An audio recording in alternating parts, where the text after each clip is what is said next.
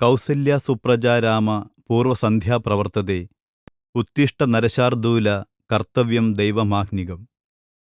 പ്രത്യവധി ഭായങ്കാരം അന്നംഗരാചാര്യരുടെ വെങ്കടേശ സുപ്രഭാതത്തിൽ നിന്ന്. മലയാള പരിഭാഷ. കൗസല്യയ്ക്ക് പ്രിയപുത്രനാം രാമ, സുപ്രഭാതമായി ഉണർന്നാലും മർത്യർക്കിടയിലെ ശാർദൂല, സന്തുഷ്ടനായി കണ്ണു തുറന്നാലും ചെയ്താലും ദിനവൃത്തികൾ. ധർമ്മിഷ്ഠനായ നായകൻ. ഹിന്ദുമതത്തിൽ ഏറ്റവും ആരാധ്യമായ ഗ്രന്ഥങ്ങളിലൊന്നായ രാമായണം രാമൻ എന്ന രാജകുമാരന്റെ കഥയാണ് പറയുന്നത്. അയോധ്യയിലെ രാജാവായ ദശരഥന് 3 ഭാര്യമാരുണ്ടായിരുന്നു. പക്ഷേ കുഞ്ഞുങ്ങളുണ്ടായില്ല. ആകയാൽ ദൈവങ്ങളെ പ്രസാദിപ്പിക്കുവാൻ അദ്ദേഹം ഒരു യാഗം നടത്തി. അവർ അദ്ദേഹത്തിന് ഒരു മാന്ത്രിക ഔഷധം നൽകി. രാജാവ് അത് 3 ഭാര്യമാർക്കുമായി പങ്കുവെച്ചു നൽകി. തക്ക കാലത്തിനുള്ളിൽ രാജ്ഞിമാർ 4 മക്കൾക്ക് ജന്മം നൽകി. പ്രമുഖ രാജ്ഞിയായ കൗസല്യ പെറ്റ രാമനാണ് മൂത്തവൻ. ദശരഥന്റെ ഇഷ്ടറാണിയായ കൈകേയി പ്രസവിച്ച ഭരതനാണ് രണ്ടാമൻ. 3ാമത്തെ ഭാര്യയായ സുമിത്ര ഇരട്ട പെറ്റു. ആ സഹോദരന്മാരാണ് ലക്ഷ്മണനും ശത്രുഘ്നനും. വസിഷ്ഠ മഹർഷിയുടെ ശിക്ഷണത്തിൽ രാമൻ ബാല്യവിദ്യാഭ്യാസം പൂർത്തിയാക്കി. അങ്ങനെയിരിക്കെ രാക്ഷസന്മാരുടെ ആക്രമണത്തിൽ നിന്നും വിശ്വാമിത്ര മഹർഷിയുടെ ആശ്രമം സംരക്ഷിക്കുന്നതിന് രാമൻ നിയുക്തനായി. വിശ്വാമിത്ര മഹർഷിയുടെ കൂടെയായിരുന്ന കാലത്ത് രാമൻ വളരെയേറെ രാക്ഷസന്മാരെ കൊന്നൊടുക്കി. അക്കൂട്ടത്തിൽ താടക എന്നൊരു രാക്ഷസിയും പെടും. രാമന്റെ വീരകർമ്മങ്ങളാൽ വിശ്വാമിത്രൻ സന്തുഷ്ടനായി. സാധാരണ അസ്ത്രങ്ങളെ ശക്തമായ ശസ്ത്രങ്ങളാക്കി മാറ്റാനുള്ള മാന്ത്രിക വിദ്യകളും അദ്ദേഹം രാമനെ പഠിപ്പിച്ചു. വിദേഹ രാജ്യത്തിന്റെ തലസ്ഥാനമായ മിഥിലയിലേക്കാണ് പിന്നീട് രാമനെ വിശ്വാമിത്രൻ കൂട്ടിക്കൊണ്ടുപോയത്. പോകുന്ന വഴിക്കാണ് ഗൗതമ മുനിയുടെ ആശ്രമം. അവർ അവിടേക്ക് ചെന്നു. മുനിയുടെ ശാപത്താൽ അദ്ദേഹത്തിന്റെ ഭാര്യ അഹല്യ ഒരു ശിലയായി മാറിയിരുന്നു. അവൾ പാതിവ്രത്യഭംഗം വരുത്തിയെന്ന കുറ്റം ആരോപിച്ചാണ് ഗൗതമൻ ശപിച്ചത്. ശ്രീരാമൻ ആ ശിലയിൽ പാദമൂന്നിയതും ഉടനെ തന്നെ അഹല്യയ്ക്ക് ശാപമോക്ഷം കിട്ടി. അത്രമേൽ ശക്തമായിരുന്നു രാമഹൃദയത്തിന്റെ പാവനത്വം. വിദേഹരാജ്യത്തെ രാജാവാണ് ജനകൻ. മിഥിലയിൽ അദ്ദേഹം നടത്തുന്ന സ്വയംവരത്തിൽ രാമൻ പങ്കെടുത്തു. അവിടെ ജനകന്റെ അധീനതയിലുള്ള അതിശക്തമായ ശൈവചാപം രാമൻ കയ്യിലേന്തി കുലച്ചു.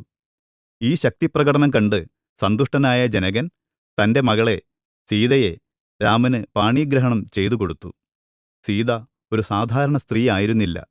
തനിക്ക് ഉഴവുചാലിൽ നിന്ന് കിട്ടിയ ആ പെൺകുഞ്ഞിനെ ജനകൻ സ്വന്തം മകളാക്കി വളർത്തി.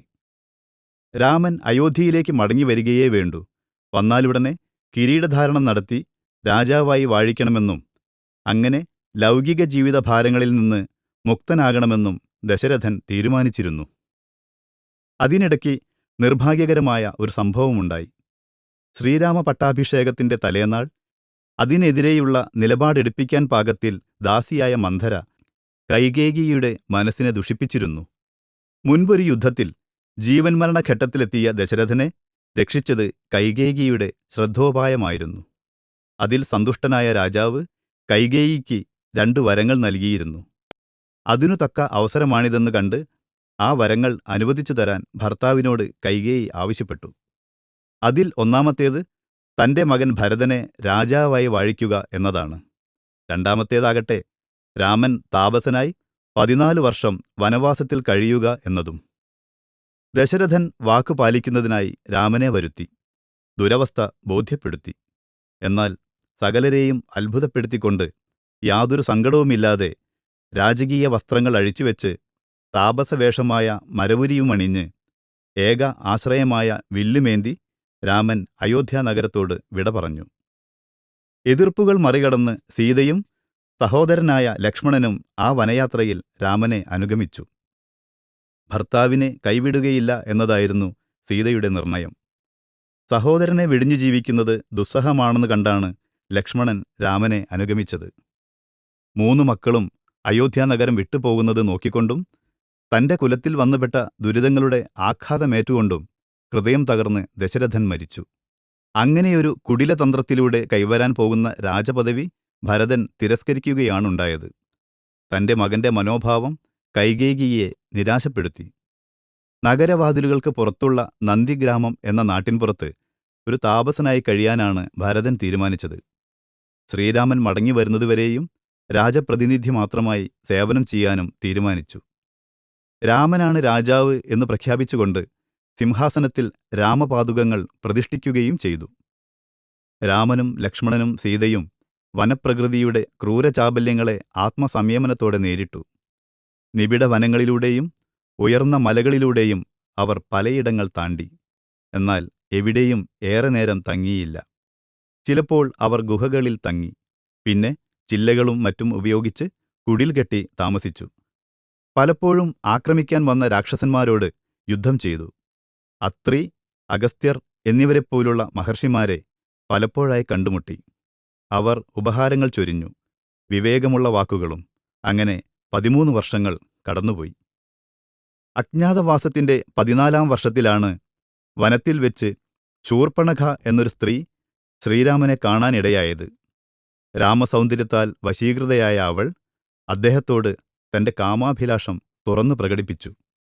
തനിക്കൊരു ഭാര്യയുണ്ടെന്ന് പറഞ്ഞ് രാമൻ അവളുടെ അപേക്ഷ തിരസ്കരിച്ചു. സഹോദരനെയും സഹോദരപത്നിയെയും സേവിച്ചു കഴിയുക എന്നതാണ് തന്റെ ജീവിത ലക്ഷ്യം എന്നു പറഞ്ഞ് ലക്ഷ്മണനും ശൂർപ്പണഖയുടെ അഭ്യർത്ഥന നിരസിച്ചു. ഈ തിരസ്കാരത്തിൽ ക്രുദ്ധയായ ശൂർപ്പണഖ അതിന് കാരണക്കാരിയായ സീതയെ വധിക്കുവാനും ശ്രമിച്ചു. സീതയെ രക്ഷിക്കാനായി ലക്ഷ്മണൻ കുതിച്ചെത്തി. വാളുകൊണ്ട് ശൂർപ്പണഖയുടെ നാസിക അരിഞ്ഞ് അവളെ അവിടെ നിന്ന് ആട്ടിയോടിക്കുകയും ചെയ്തു. ശൂർപ്പണഖ എന്ന രാക്ഷസി തന്റെ സഹോദരനായ രാവണന്റെ അടുത്തേക്ക് ഓടിച്ചെന്നു. ദശവദനനായ രാവണൻ രാക്ഷസവംശത്തിന്റെ രാജാവാണല്ലോ. സഹോദരിയുടെ നാസികാച്ഛേദം വന്ന മുഖം കണ്ട് രാവണൻ ക്രുദ്ധനായി. ഇതിനു പ്രതികാരമായി രാമഭാര്യയെ മോഷ്ടിച്ചു കൊണ്ടുപോയി തന്റെ അന്തപുരവാസിയാക്കാമെന്നും അങ്ങനെ രാമനെ ഒരു പാഠം പഠിപ്പിക്കണമെന്നും രാവണൻ പ്രതിജ്ഞയെടുത്തു.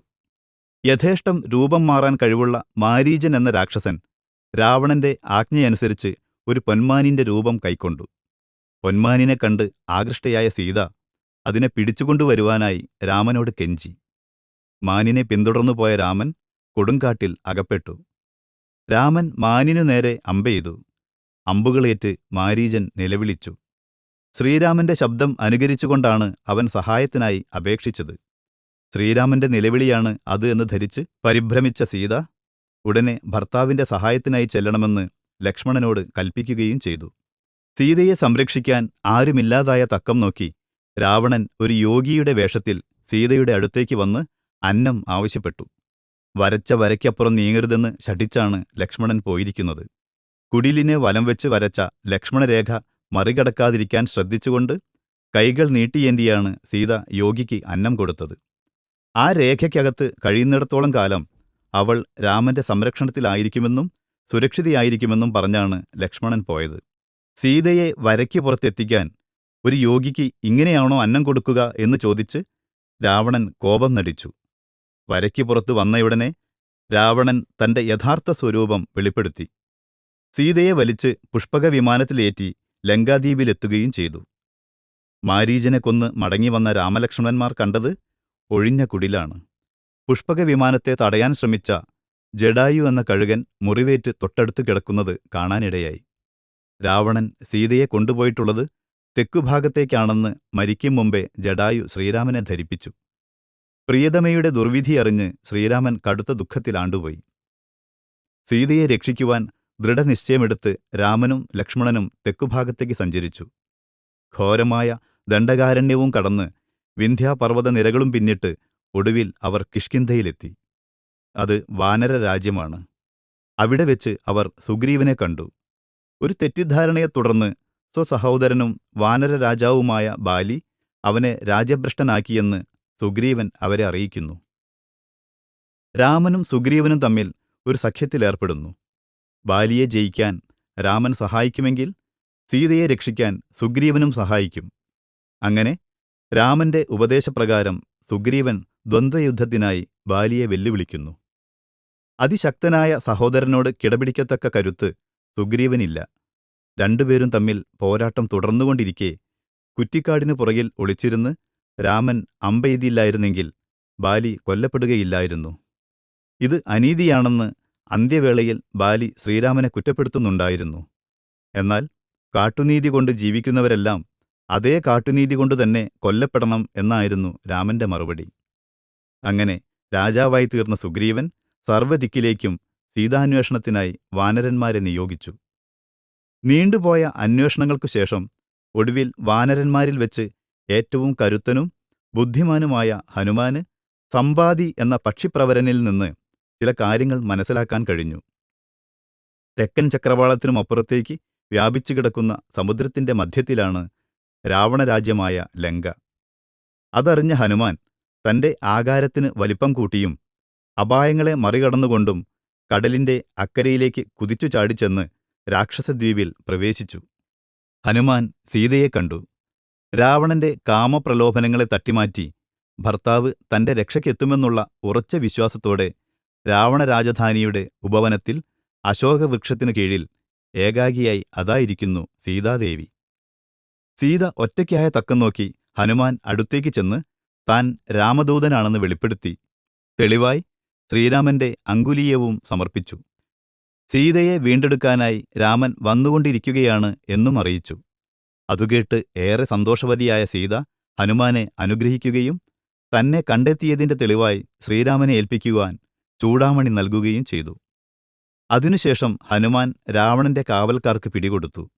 താൻ രാമദൂതനാണെന്നും സീതയെ വിട്ടയക്കാത്ത പക്ഷം രാവണൻ വലിയ പ്രത്യാഘാതങ്ങൾ അനുഭവിക്കേണ്ടി വരുമെന്നും താക്കീത് ചെയ്തു. പരിഹാസത്തോടെ രാവണൻ തന്റെ രക്ഷാഭടന്മാരോട് ഹനുമാന്റെ വാലിന് തീ കൊളുത്താൻ ആജ്ഞാപിച്ചു.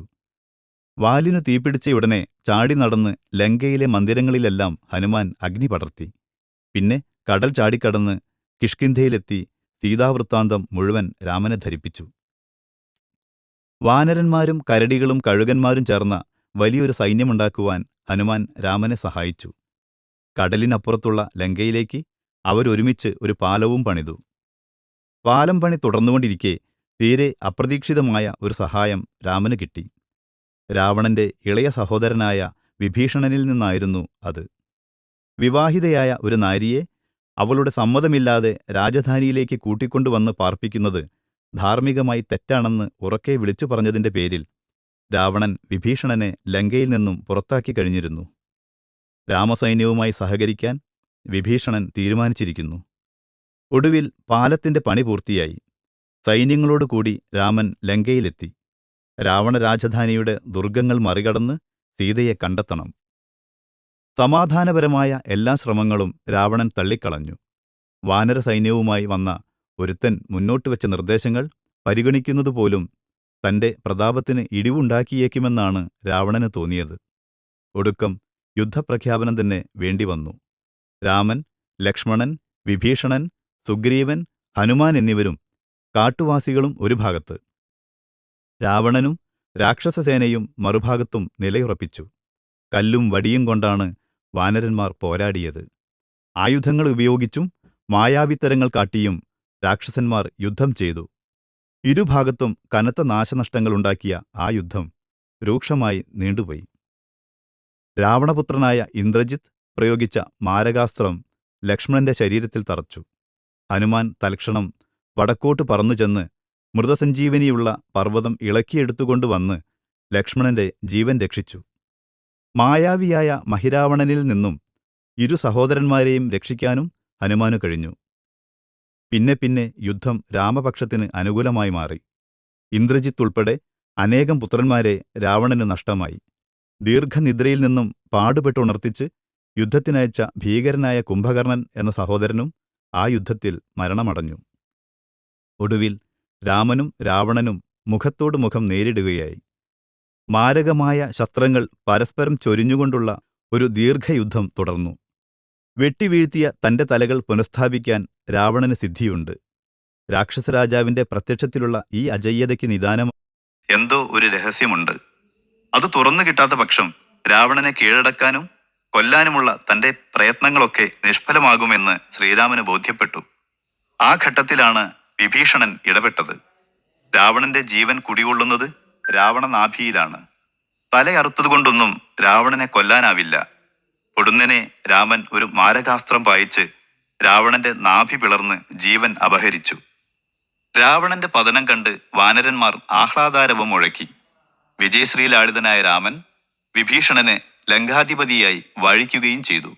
സീതയുടെയും രാമന്റെയും പുനഃസംഗമത്തിനുള്ള സമയമായി. തടവറയിൽ നിന്നും മോചിതയായ സീത രാമസന്നിധിയിൽ എത്തി. എന്നാൽ രാവണ രാജധാനിയിൽ പതിവ്രതയും വിശ്വസ്തയുമായിട്ടാണ് അവൾ കഴിഞ്ഞുകൂടിയിരുന്നതെന്ന് ലോകത്തിന്റെ മുമ്പിൽ തെളിയിക്കണമെന്നാണ് രാമൻ ആവശ്യപ്പെട്ടത്. വിശ്വാസവഞ്ചന എന്ന വാക്കുതന്നെ സീതയെ ഞെട്ടിച്ചു കളഞ്ഞു. അവൾ അഗ്നിപരീക്ഷയ്ക്ക് വിധേയയായി. ചാരിത്രശക്തിയാൽ സുരക്ഷിതയായി യാതൊരു ക്ഷതവുമേൽക്കാതെ അഗ്നിജ്വാലകളിൽ നിന്ന് അവൾ ഉയർന്നു വന്നു. അഗ്നിപരീക്ഷയ്ക്ക് ശേഷം രാമലക്ഷ്മണന്മാരോടും സീതയോടുമൊപ്പം ശ്രീരാമനെ ഭഗവാനായും യജമാനനായും മാനിക്കുന്ന ഹനുമാനും രാവണന്റെ പുഷ്പക വിമാനമേറി അയോധ്യയിൽ മടങ്ങിയെത്തി. 14 കൊല്ലത്തെ വനവാസം അങ്ങനെ അവസാനിച്ചു. ഭരതനും അയോധ്യാവാസികളും ശ്രീരാമ ദർശനത്താൽ സന്തുഷ്ടരായി. തുടർന്നു നടന്നത് വമ്പിച്ച ആഘോഷത്തോടെയുള്ള ശ്രീരാമ പട്ടാഭിഷേകമാണ്. മഹർഷിമാരും ഈശ്വരന്മാരും മാത്രമല്ല, വാനരന്മാരും രാക്ഷസന്മാരും കൂടി അതിൽ പങ്കുകൊണ്ടു. കുറച്ചു മാസങ്ങൾക്കു ശേഷം താൻ ഗർഭിണിയാണെന്ന് സീത അറിയിച്ചതോടെ എല്ലാവരുടെയും ആനന്ദം വർദ്ധിച്ചു. ഈ ആഹ്ലാദാവസരം കഴിഞ്ഞ് ഏറെ നാളായില്ല. അപ്പോഴേക്കും അതാ രാവണ രാജധാനിയിലെ സീതയുടെ ആവാസകാലത്തെക്കുറിച്ച് ജനങ്ങൾ ഊഹാപോഹങ്ങളും ദൂഷണങ്ങളും പറഞ്ഞു പരത്തുന്നതായി രാമൻ കേൾക്കുന്നു. ദൂഷിതയായ ഒരു സ്ത്രീ ആവരുത് തങ്ങളുടെ രാജ്യത്തിന്റെ രാജ്ഞി എന്നാണ് അവർ ശഠിക്കുന്നത്. ഇതുകേട്ട് ഭഗ്നഹൃദയനായ രാമൻ ലക്ഷ്മണനോട് സീതയെ കാട്ടിൽ കൊണ്ടുപോയി ഉപേക്ഷിക്കണമെന്ന് കൽപ്പിക്കുന്നു. ലക്ഷ്മണൻ വൈമുഖ്യത്തോടെയാണെങ്കിലും രാമാജ്ഞ അനുസരിച്ചു. ചെയ്യാത്ത കുറ്റം ആരോപിച്ച് വനത്തിൽ ഉപേക്ഷിക്കപ്പെട്ട സീത കവിയും മുനിയുമായ വാൽമീകിയുടെ ആശ്രമത്തിലാണ് അഭയം തേടിയത്. അവിടെ വെച്ച് അവൾ ലവകുശന്മാർക്ക് ജന്മം നൽകി പരിപാലിച്ചു വളർത്തി. വൈയക്തിക നഷ്ടം അനുഭവിച്ചുകൊണ്ട് തന്നെ വിധിയാം വണ്ണം രാമൻ രാജ്യം ഭരിച്ചു. വേണ്ടപ്പോൾ മാത്രം വൃഷ്ടിയുണ്ടായി. അപായങ്ങൾ എങ്ങും ഉണ്ടായില്ല.